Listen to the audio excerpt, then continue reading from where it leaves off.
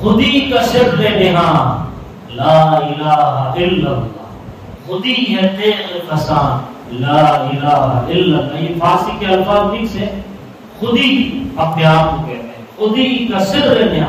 انسان اپنے اندر جو صلاحیتیں ہیں، جو قابلیتیں ہیں، جو کوالٹیز ہیں، جو ایبلٹیز ہیں، اس کو پہچان، اور جب اس کو پہچانے گا تو تو خدا کو پہچانے گا، توحید تیرے اندر آئے گی۔ خودی کا سر نہاں لا الہ الا اللہ، خودی ہے تیغ فسان لا الہ، کہتے ہیں اس تلوار کو، جو تلوار ایک پتھر پر رگڑی جا رہی ہو، تیز دھاردار بنائی جا رہی ہو۔ کہا جا رہا ہے کہ انسان جب تو مشکلوں میں، پریشانیوں میں، گھاٹیوں سے گزرتا ہے تو تیرا ایمان اور یقین بڑھتا ہے۔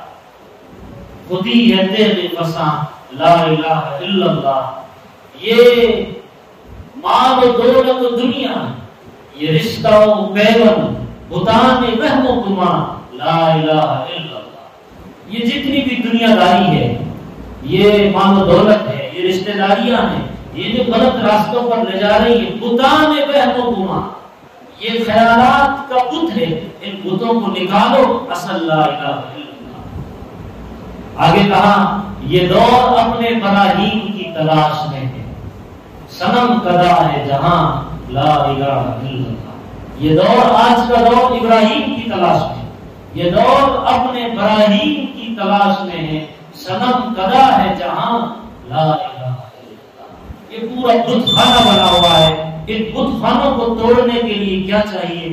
لا الہ الا اللہ کی ضرورت چاہیے۔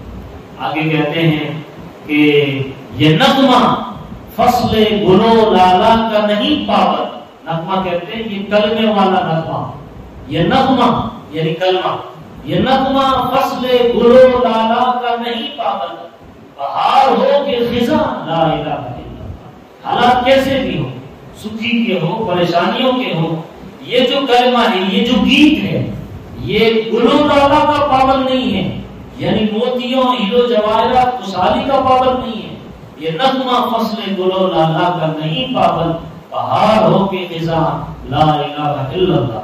آگے علامہ اقبال کہتے ہیں گرچہ بت ہے جماعت کے آستینوں میں، مجھے ہے حکم اذان لا الہ الا اللہ۔